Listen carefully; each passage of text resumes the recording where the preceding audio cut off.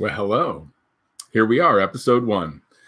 I said I was going to do it, so here it is. Not going to go over 30 minutes today, but we'll see how it goes. Welcome, everybody.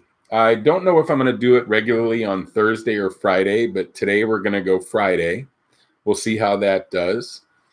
We'll see where that goes. I figure a lot of you are checking out of your work now. It's 11:30. Time to be done on a Friday, don't you think?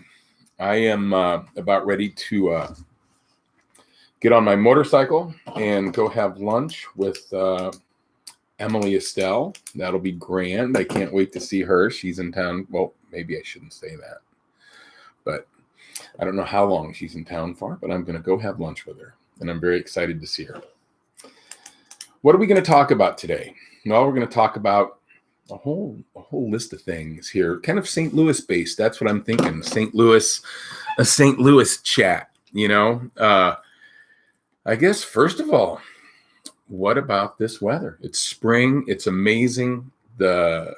Everything's in bloom or growing. I just love it outside. This is, for me, the perfect weather. I always say if it was like this all year, we couldn't afford to live here. And that's the beauty of St. Louis. We can afford to live here, and it offers a lot. I recently moved back from Colorado recently at the beginning of the pandemic, because I don't know, Colorado was interesting.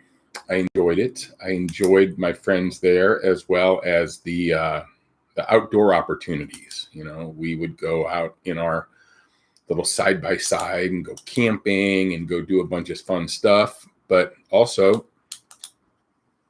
I don't know, I guess growing up here in St. Louis, you have an allure, an affinity to the madness that is St. Louis. There's a vibe here, and is it good? Is it bad? Yes. Is it clean? Is it dirty? Yes. But is it fun? Yeah, there's a lot going on, and a lot for free. I recently, well, not recently, but during the pandemic, I really utilized Forest Park a lot. Forest Park and Tower Grove Park. I go down there, have picnics. Kim's birthday was over the week here, so we went down there and had a picnic on Art Hill. It was beautiful. We went sledding on Art Hill, and I think it was the Spot's favorite day ever, chasing kids down the hill one after another, running so fast he had a dust trail of snow. It was really quite something. But some other neat things we did on that day is we went to St. Louis Union Station, and part of this is talking about St. Louis, talking about the good that is here, because so often is all you hear is the bad. And I know I fall prey to that. I comment on it a lot, like I'll put up a post, we're number one, when, the number one rating that we are is usually not very good. So went to Union Station on Wednesday and rode that new giant wheel, the St. Louis wheel, the big Ferris wheel. What a great ride that was. I had a blast. We went around like 6 times. It was plenty. The cars were really nice and clean. The people working there were friendly. I just thought it was a real quality establishment and a real asset to the community. And then kind of explored that whole area. Got something to eat at Landry's. Got a drink at the little Budweiser container there. Rode the carousel. It was great. I rode a stag. There's video. Didn't play putt-putt, but I will next time. Putt-putt looked a little crowded. And I don't know, Kim might have been a little too drunk to play putt-putt, I thought. So, probably best. But I just thought that was really neat. They had a cool fire show out on the water that was just amazing. The food at Landry's was great. I think my only My only thing there would be stay open later than 10 o'clock. Stay open 24 hours. Stay open all night on the weekends. Let people go up in that thing at 3 a.m. Be open at sunrise. I think sunrise in that thing, watching the sunrise over the city would be amazing. We grew up with things that were 24 hours, like the old 24-hour barbecue down on Broadway. Who remembers that? We would go there all the time at 2 or 3 a.m., get pork steaks and a Bush beer. What could be better than that? Not a lot at 3 a.m.,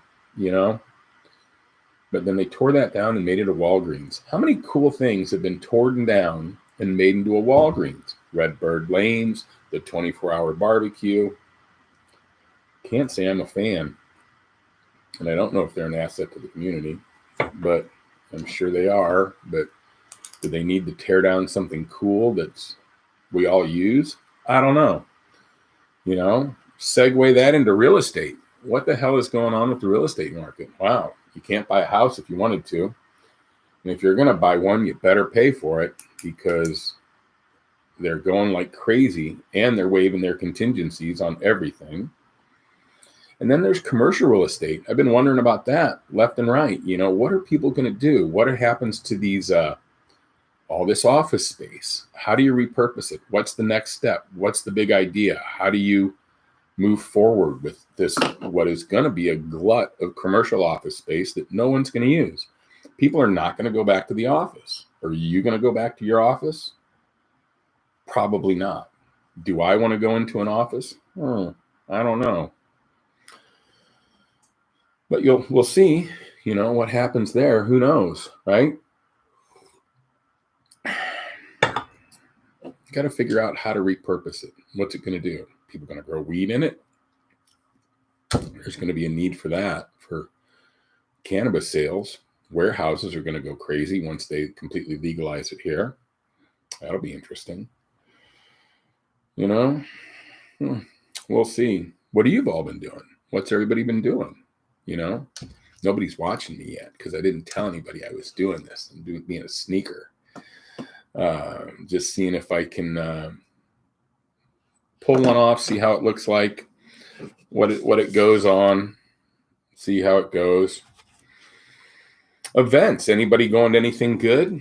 I'm sure I'm excited about the factory opening up out in Chesterfield Valley. Have you all heard about that? It's a new theater, purpose built from the ground up.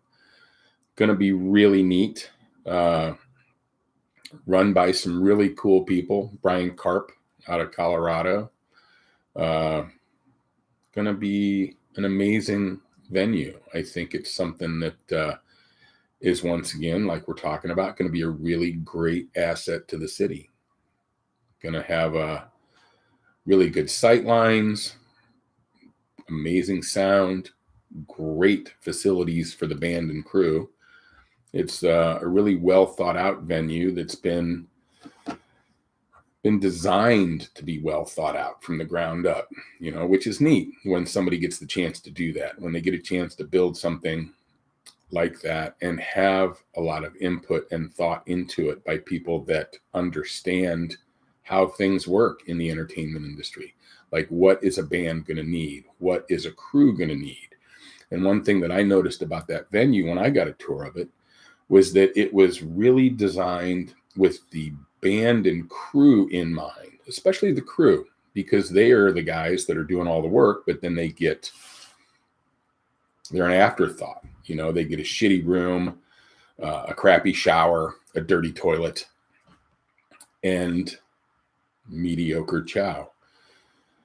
This place is going to have everything. It's got laundry facilities. It's got resting areas. It's got separate crew facilities, great bus parking. It's all those things have been really thought out. And I think once people see that, it's going to be the place to play here in St. Louis, which is going to be good. The more the merrier. And then another place that I went and looked at over the last week was the City Foundry, which I guess JMO Presents is running shows at. And actually just stopped and talked to some people that were outside working and looked around the facility and then drove down there when a show was happening just to see what it looked like. And boy, that's a smart idea. And it's a big development. I had no idea that it was that big. And there's a lot of people going in there, like, the Great Rivers Greenway office is there. I guess that's an offshoot of the Confluence project, I hope, and TrailNet and all that. I think it's a really neat space, and a good use of repurposing dead St. Louis, which I think is just so important right now. Spent a lot of time driving around in the city looking at property, like in what I would call bombed out areas, like along the river by the brewery, or along the river by Shady Jack's, north of Laclede's Landing, and looking at like what's available up there. And there's just so much property. So much of it is just dead. And it's ripe for, I think, like, I don't know, grassroots development, if that's what you'd call it. But the ability for groups to come in and create community. I think there's a real chance to create community in these areas where there is absolutely nothing right now. There's these big buildings that have a lot of cool use options. Obviously they're going to need infrastructure and investment. You can't just go in there and like move in, but there's a lot of interesting ideas in that end of town, and it's kind of that forgotten space. A weird thing about St. Louis is the riverfront, and how and I guess a lot of communities are like that, where it's an industrial zone, but now industry has moved out of town or to a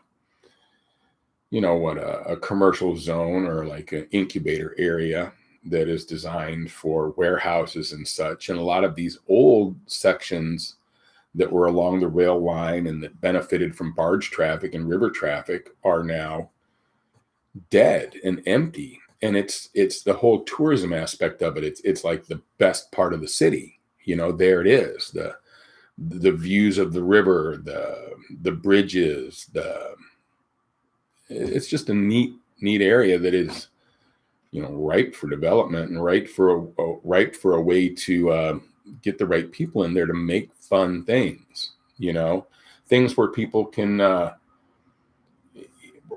gather. We don't have that, that's been so taken out of life, like where you've got a nice car, you can go hang out and cruise and show it. It's like recently there was this whole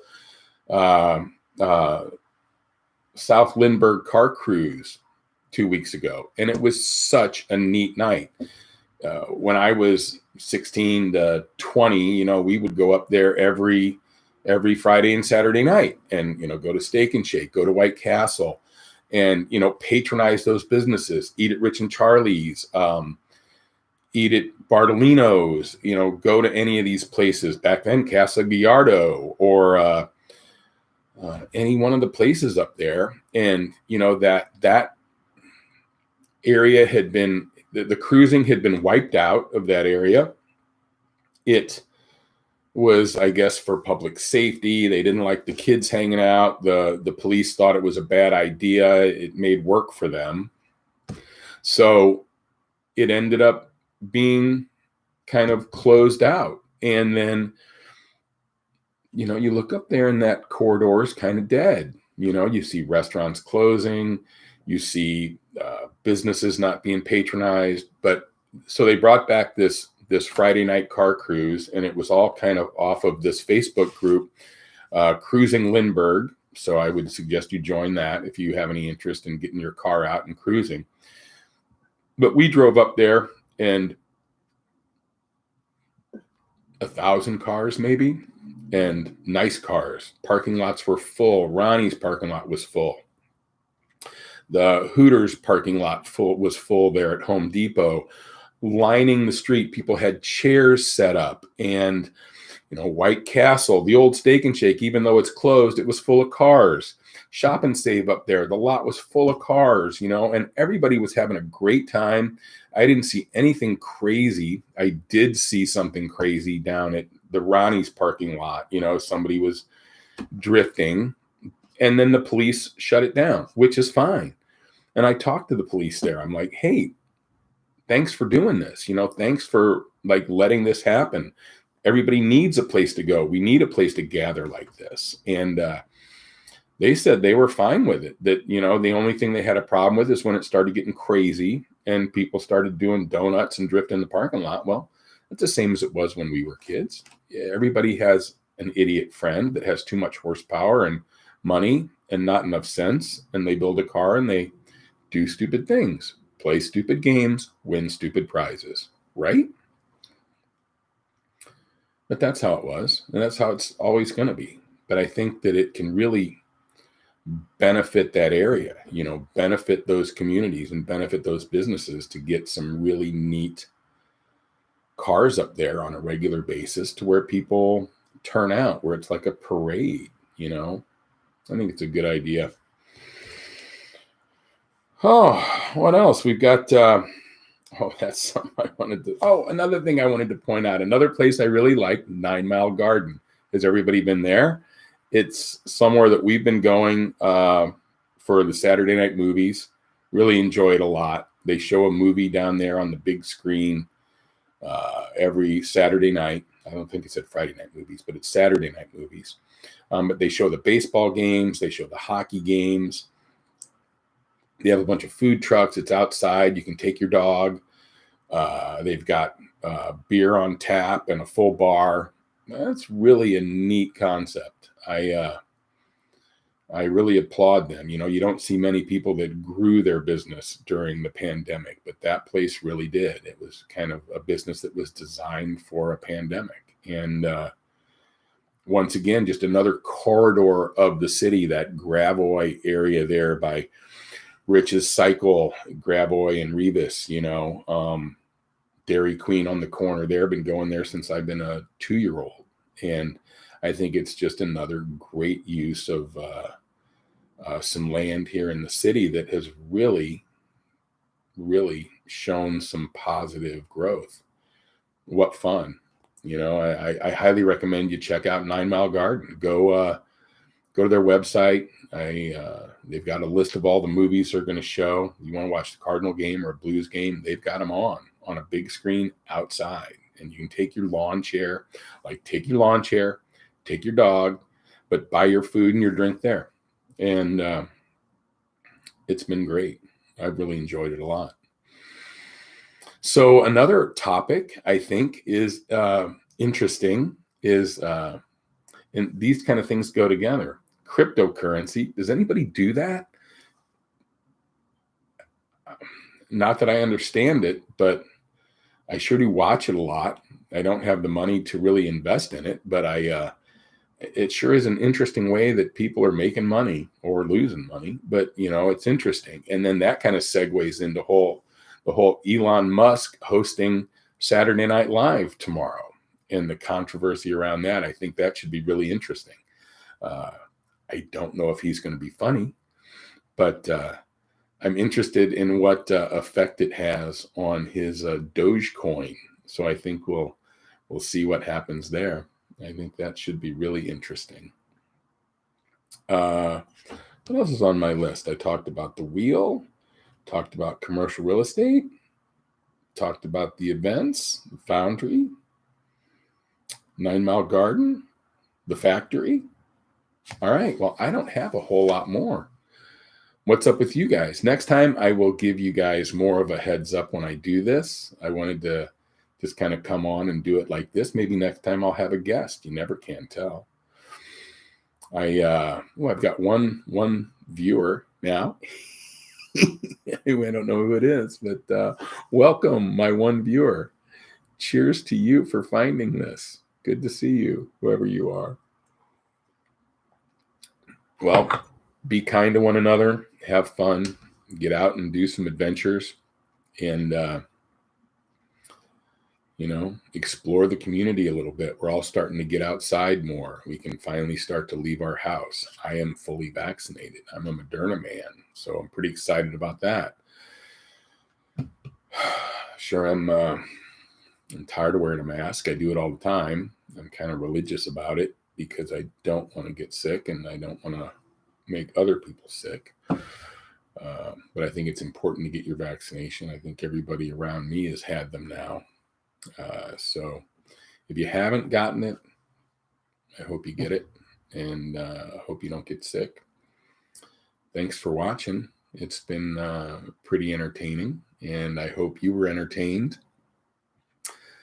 I'll keep a lively list of current topics. Oh, that's it, a current topic. Albert Pujols. That is all over the social media this morning. Should the Cardinals bring him back? Should they not? I did say that this wasn't going to be political.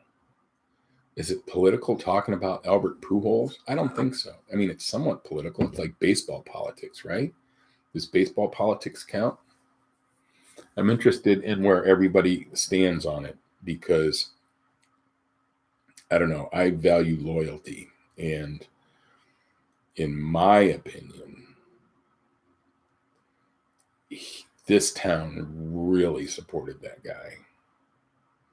And I think he benefited from that, but then he moved away. And I think the rationale for him moving away was painful for a lot of people. He just chased money when he was making a lot of money.